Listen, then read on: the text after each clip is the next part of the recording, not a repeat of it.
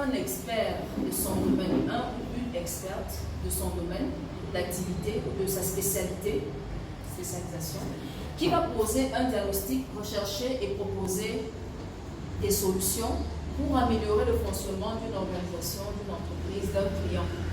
Donc, en général, c'est quelqu'un qui est dans la proposition. De façon, on va dire ça autrement, si je devais dire ça autrement, c'est très difficile de pouvoir se dire consultant et d'être confortable dans ce que l'on a l'habitude de faire.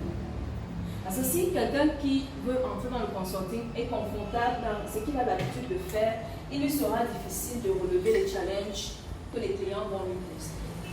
Ne pas être confortable dans ce qu'on a l'habitude de faire, ça veut dire qu'il y a une recherche permanente en fait de ce que l'on peut définir comme proposition, comme solution.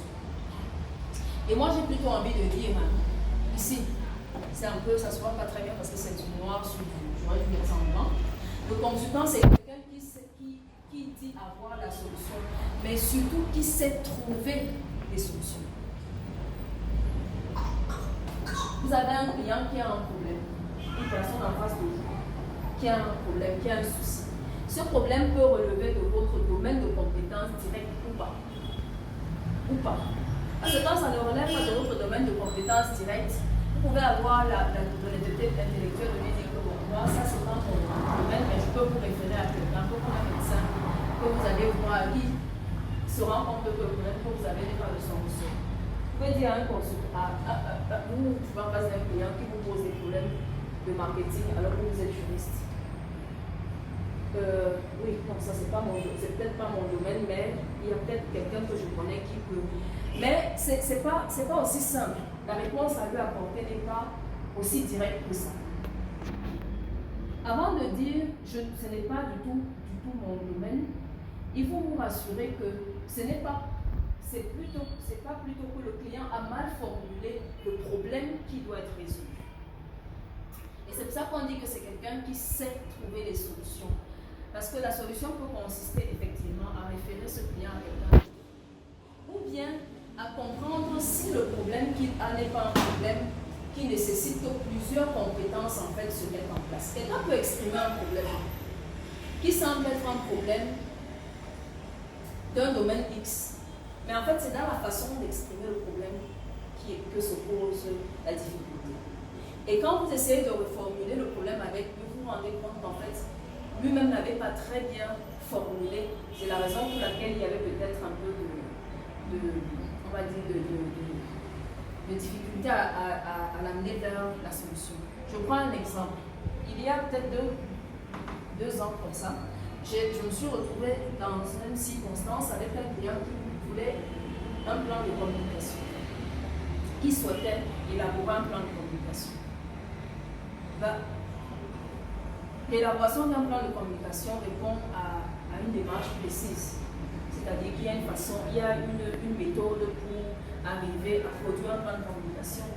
Et ceux qui font des études en communication connaissent cette méthode-là parce que c'est ce qu'on leur enseigne à l'école. Sauf que dans un premier temps de discussion avec ce potentiel client, nous nous sommes rendus compte que la façon dont il formulait son problème était mal posée. Ce n'était pas un plan de communication dont il avait besoin, c'était une stratégie de communication. Ce qui fait deux choses bien différentes.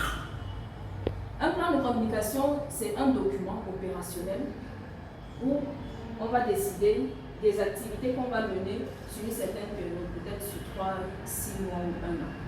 Alors qu'une stratégie de communication, c'est par contre une définition des approches que l'on va avoir pour impacter des gens sur une certaine période et une cible beaucoup plus large que celle qu'on aurait touchée avec le plan de communication. Et donc on s'est rendu compte que le client formulait mal, parce que la tendance aurait été de lui dire non, nous ne sommes pas des communicateurs, ce n'est pas notre métier.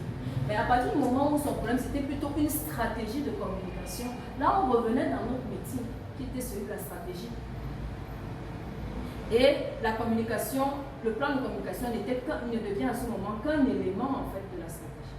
Donc avec un client, il faut toujours s'assurer qu'on est en train de bien formuler quel est son problème.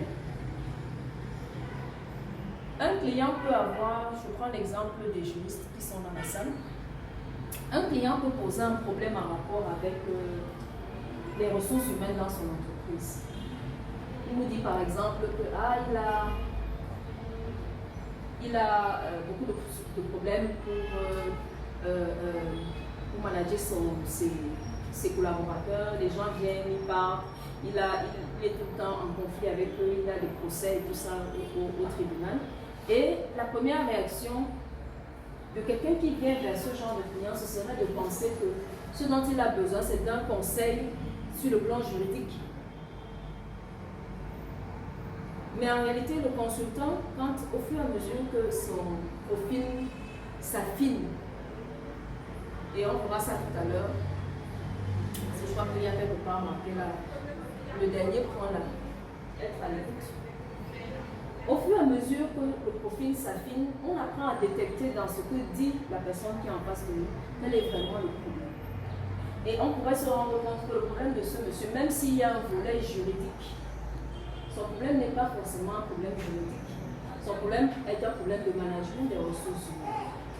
Et quand vous lui aurez posé 1, 2, 3 questions, par exemple sur le fait qu'il y a dans son entreprise un département des ressources humaines, que par exemple lorsqu'il embauche un nouvel employé, est-ce qu'il suit des procédures légales par ailleurs pour les employés et tout ça. Et les réponses qu'il va vous donner vont vous faire comprendre qu'en fait le problème tel qu'il le formule n'est pas son vrai problème.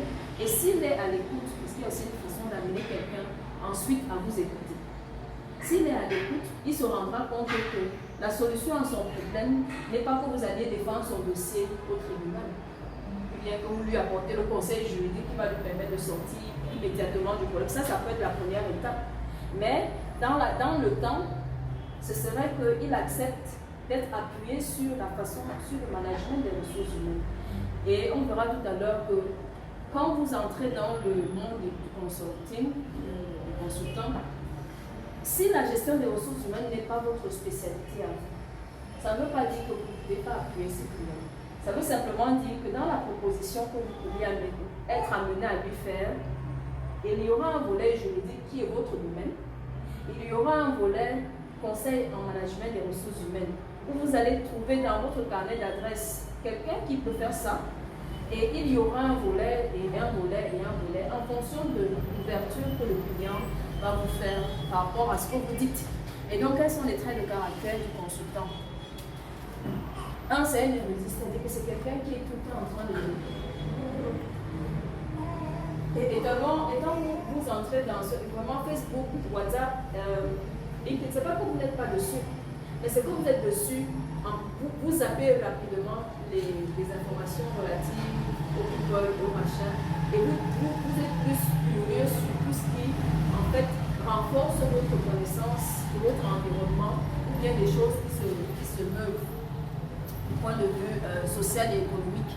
Donc c'est quelqu'un qui lit beaucoup, qui cherche à comprendre les situations, c'est quelqu'un qui se cultive sur les grandes questions du monde. Pourquoi? Parce que ça aussi c'est une chose importante. Dans la consultation, il y a la solution que vous apportez, je vais même exprimer ça, se retrouve comme la souris au milieu de cette table. Ça veut dire qu'autour de la solution, là, le consultant, il entoure ça de tout ce qui donne du sens à ce qu'il est en train de dire. Le point central, c'est on va résoudre votre problème avec ceci. Mais autour de ça, il y a une multitude de choses qu'il faut intégrer. Et quand je dis intégrer, au fil du temps, on affine la façon d'intégrer ces choses sans que ça ne devienne pesant pour la solution qui elle, est au cœur.